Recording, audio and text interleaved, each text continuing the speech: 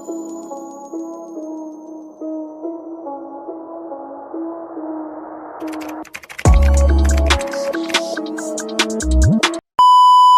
dapat kita pungkiri, pada era digital ini, semua orang tidak bisa terlepas dari media elektronik seperti handphone.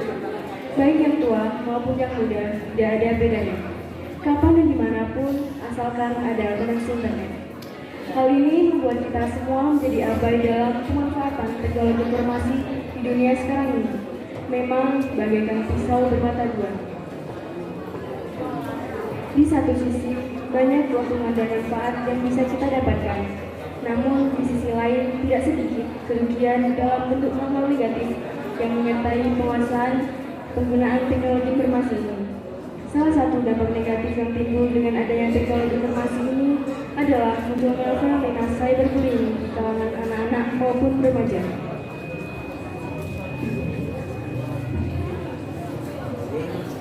Namanya David. Dia adalah anak yang diam dan sangat dekat dengan ibunya. Dia biasanya datang ke sekolah diantar oleh ibunya.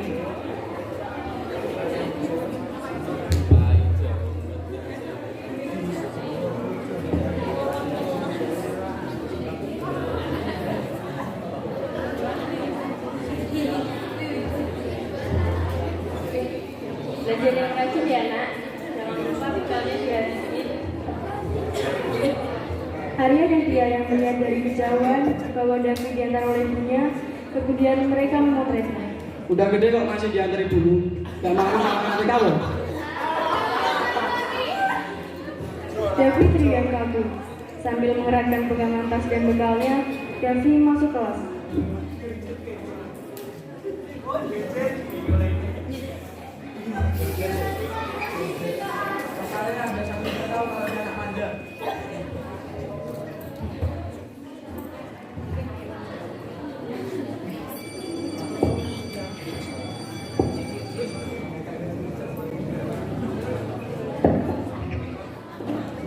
Assalamualaikum warahmatullahi wabarakatuh.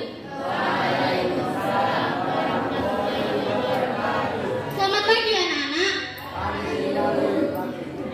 Pada pembelajaran kemarin kita telah membahas tentang hubungan sosial asosiatif dan disosiatif.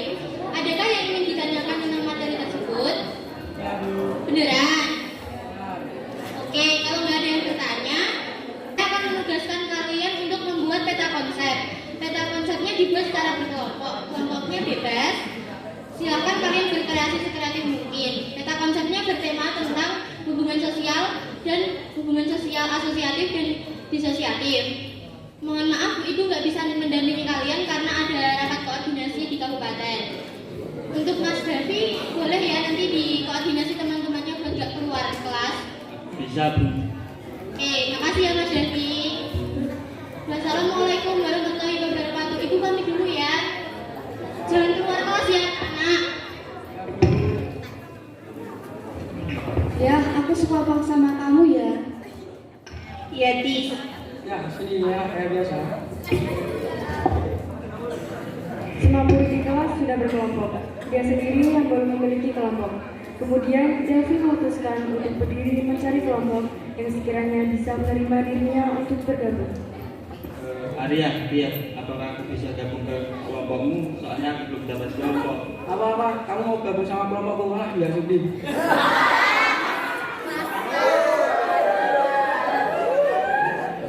Lagian anak manja kayak kamu bisa apa? Paling cuma nebelin nama doang.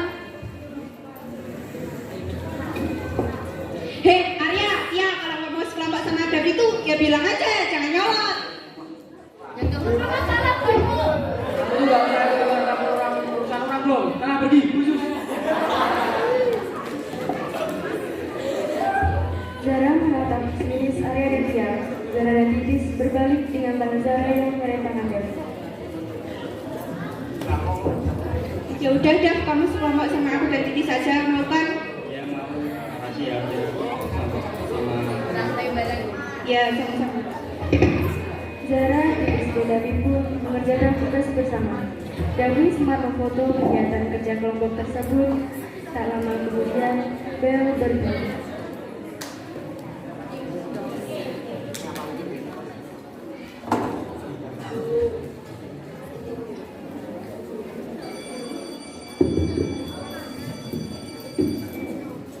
Bel berbunyi. Beberapa murid memutuskan untuk ke kantin sekolah, tak terkecuali Zara dan Lilis.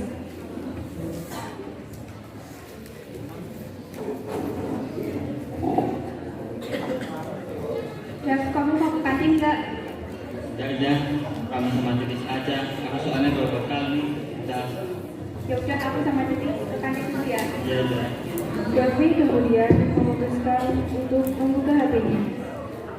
Membuka aplikasi Instagram, memposting foto saat dirinya, Zara dan Titis mengerjakan tugas dari Bu Salsa tadi.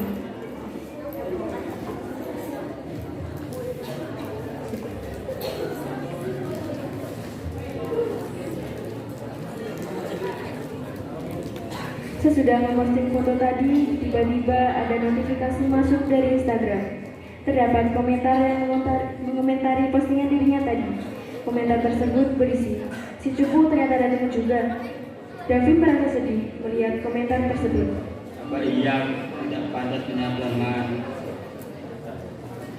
Davi yang masih memegang earphone membuka notifikasi tersebut. Ada postingan dari akun anonim yang men-tag akun miliknya. Postingan tersebut berisi foto saat pagi-pagi dia diantar oleh ibunya. Saat Davi mengecek komentar foto tersebut, ternyata sudah banyak yang mengomentarinya. Apa dia gak punya mau ya, sekolah masih diantar? Sampai di depan kelas lagi. Jujur muak banget lihat mukanya tiap hari. Jadi lagi gak ada mandirinya. Dia dan mukanya, beri banget sama monyet. Udah cukup, banyak tinggal lagi. Heran, manja banget jadi anak. Gavi yang melihat banyaknya komentar buruk yang menyerang dirinya tertunduk lesu. Dia sedih sekali. Memang jika di antara orang tuanya itu merupakan hal yang baku, tanyanya dalam hati.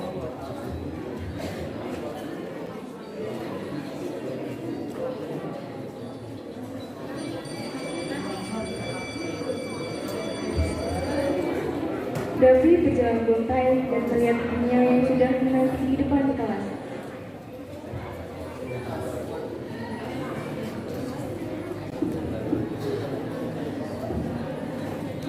Dian yang tersadar akan ekspresi sedih yang ditunjukkan oleh anaknya dari pulang sekolah, lantas bertanya dengan Davi.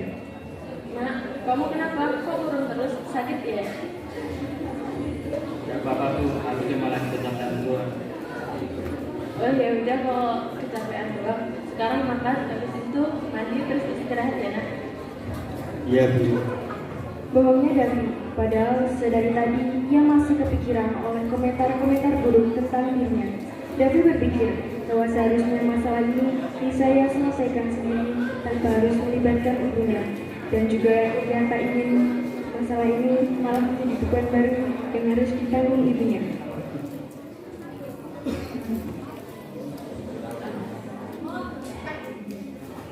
Tetapi tidak bisa. Komentar tadi terus memenuhi isi kepalanya. Cupu, manja, kata itu berputar seolah sedang menari-nari di kepalanya.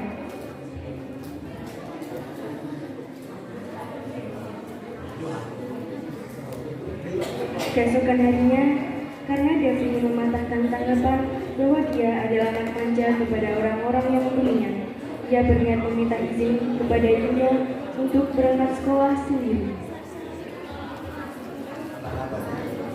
Bu, aku mau berangkat sekolah sendirian aja. Itu di rumah aja istirahat, gak usah ngajar. Loh, tumben, biasanya juga ibu yang nganter. Emangnya kenapa? Aku cuma lagi pengen Bu.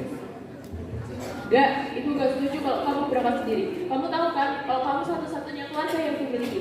Nanti kalau di jalan kenapa-napa gimana?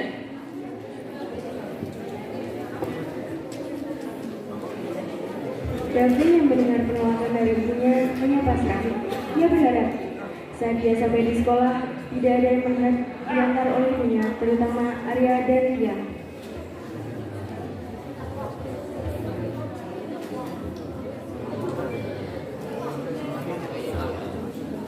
Terlambat mendekati sekarang. Sesampainya di sekolah, ternyata sudah banyak orang yang berdatangan, termasuk Arya dan Tia yang sudah menunggunya di depan kelas. Hati-hati ya nak, dengerin perkataan bapak ibu dulu. Ingat, di sekolah jangan neko-neko. Iya Bu. Wih, anak cupu udah datang nih. Enaknya diapain ya, An? Kerjain yuk, An.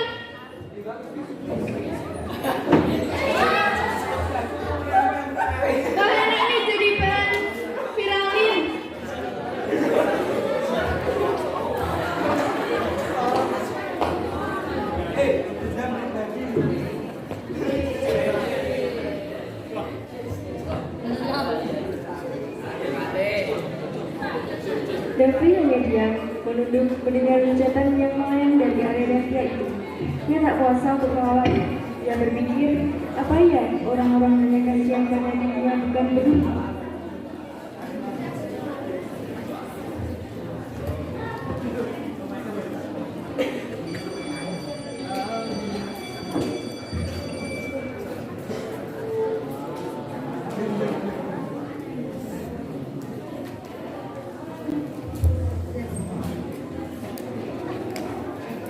Masih di hari yang sama, namun di waktu yang berbeda. Davi duduk di kamarnya, ucapan Arya, dan dia masih terus membekas ingat ingatannya tentang fisiknya, dirinya, dan atas anggapan bahwa dia telah menjadi beban bagi ibunya.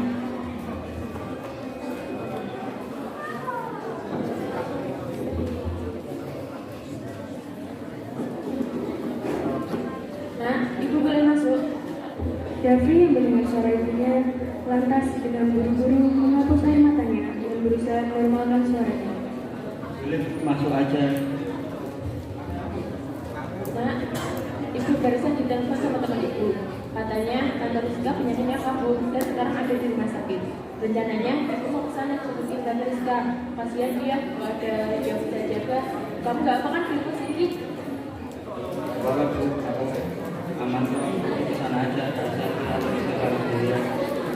Ya udah kalau gitu ibu mau siap-siap berangkat. Sebenarnya ibu juga gak tega sih tinggalin kamu sendiri di rumah. Ya Bu, aku itu tenang aja. Aku aman kok. Hati-hati ya Bu.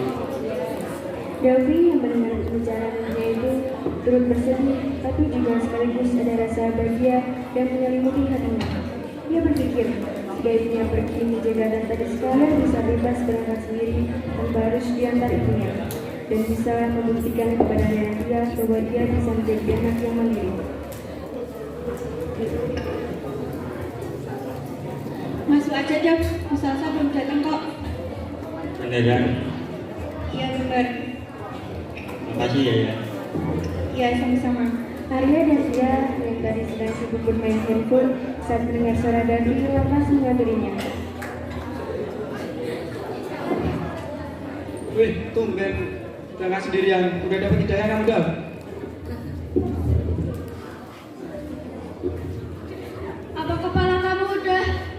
Apa kepalamu ketiban biji salak sampai otakmu geser? Ada bagusnya juga sih ya kalau dia pernah sendirian. Karena aku sudah minta lihat ibunya yang janda tua pernah itu di sekolah. Davi yang tadinya memilih abai dengan perkataan Arya dan dia saat mendengar kalimat terakhir yang diucapkan Arya, sultan saja tidak terima. Ia marah, ibunya dihina dengan label janda tua bangka. Jangan siapa sih ya, asik kemana-mana, bisa sabar sampai kapan. Tapi kalau udah menyangkut ibu, aku nggak akan terima. Apa-apaan kamu dah berani sama aku? Davi yang sudah jengah dengan ucapan Arya, padahal sudah ia peringati, langsung mendorong Arya. Arya kaget, dia tak terima Davi mendorongnya, lantas membalasnya. Kamu berani-berani ya?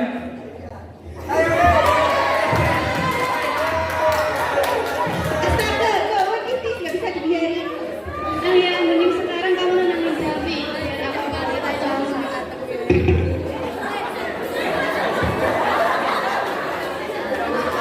Terjadilah aksi perkelahian di sana.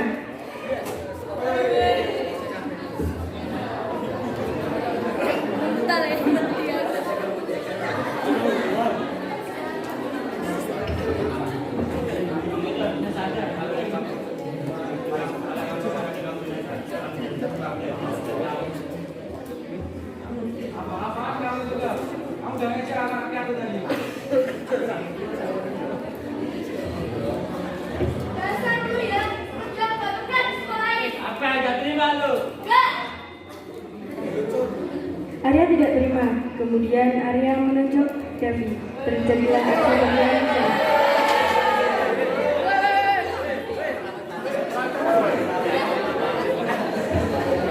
Sudah, hentikan perkelahian ini.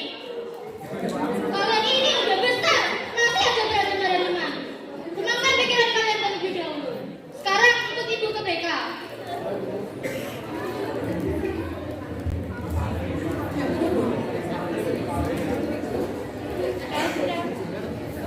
Permisi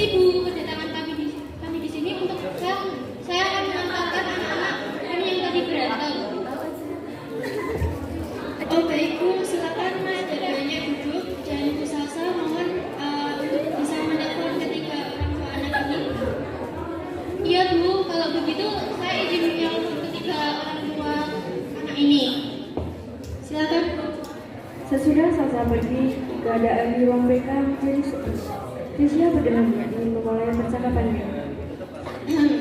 Jadi, apakah ada yang ingin menjelaskan kejadian tadi?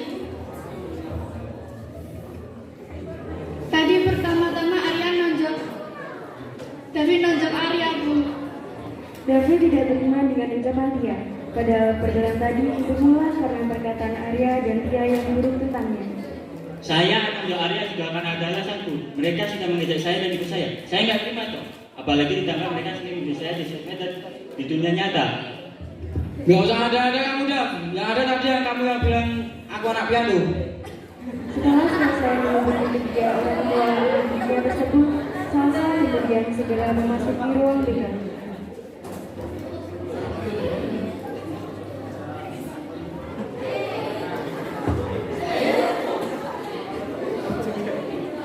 Permisi, Bu. Silakan duduk, Bu. Setelah mempersilahkan Salsa untuk duduk, Keisha kemudian mulai menanggapi ketiga anak didiknya tersebut. Baik, setelah Ibu mendengarkan cerita kalian, Ibu dapat menyimpulkan bahwa permasalahan ini bermula ketika Mas Arya dan Mbak Tia ini mengejek Mas Davi, sehingga Mas Davi emosi dan tidak terima sehingga menonjok Mas Arya. Apakah betul, Mas, Mbak?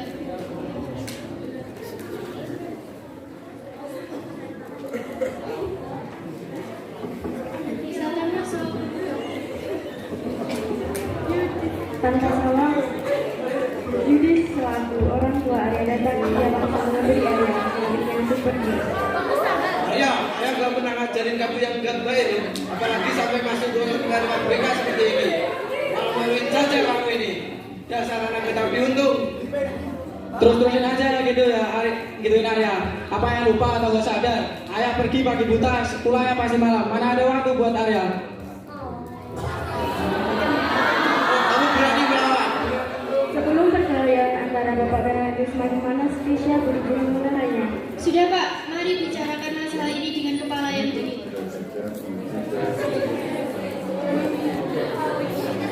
Silakan masuk.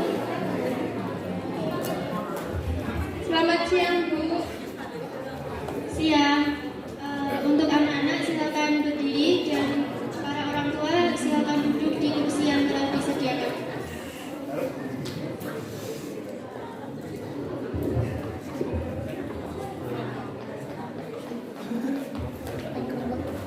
Dikarenakan semua wali murid sudah datang, jadi langsung saja saya mulai pembicaraannya ya Pak. Jadi permasalahan ini bermula ketika Mas Arya dan Mbak Tia ini mengejek Mas Davi entah dari sosial media maupun secara langsung. Dan akhirnya karena memang sudah keterlaluan, Mas Davi pun memberontak.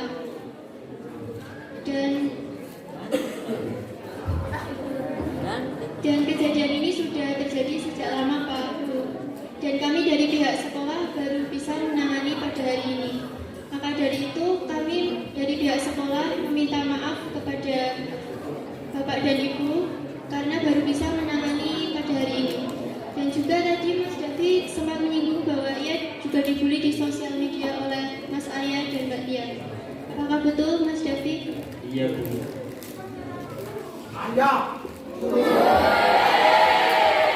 Apakah mengenai Yudis menambah Perhatian di sini. Di sisi lain, dia shock, tidak menyangka bahwa anak yang selama ini dijaga dengan baik ternyata malah menjadi korban bully di sekolah maupun di sosial media. Dia menangis, dia kecelakaan. Dia sangat merasa bersalah dengan anaknya karena tidak bisa menjaganya dengan baik. Nah, kenapa kamu gak pernah mau cerita sama ibu kalau kamu dibully? Apa alasanmu? Jangan nangis, Bu. Aku gak apa-apa kok.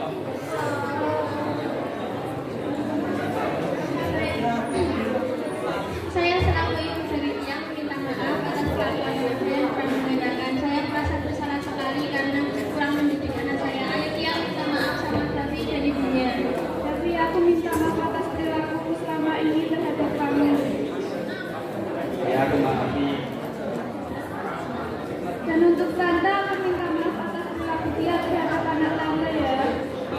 tante maafin, tante tahu manusia itu sering lemah, tapi lain kali jangan bertanya ya, kasihan anak tante. Ya, tante. Arya, cepat minta maaf sama Dawi dan ibunya. Dengan perasaan yang takut karena kemarahannya tadi, Arya mendekati Davi. Davi, aku minta maaf karena sudah membuli kamu di sosial media. Dan tante, aku minta maaf karena sudah menghina tante dan membuat Davi tidak terima. Ya, aku sudah minta maaf karena sekitarnya emosi aku jadinya dengan kamu. Iya, tante maafin. Jangan ulangi kejadian ini lagi ya, nak. Ya dah, tante, masuk udah maafin Arya. Yudis yang mendengar alasan anaknya membuli tersebut sontak tersadar bahwa dia telah menjadi ayah yang gagal karena tidak bisa memberikan kasih sayang yang melimpah dan juga atas sikapnya yang ringan tangan terhadap anaknya. Maafkan ayah nak, batinnya merasa bersalah. Akhirnya, Davi, Arya, Ria, dan orang tuanya bergandengan tangan yang melambangkan perdamaian.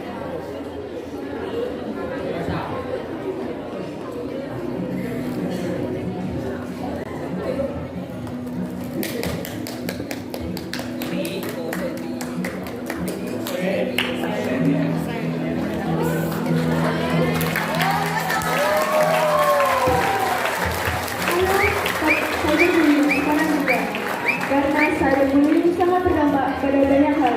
Bagi siapapun yang menjadi korban, ayo segera membuka diri dan segera laporkan kepada pihak yang berwajib.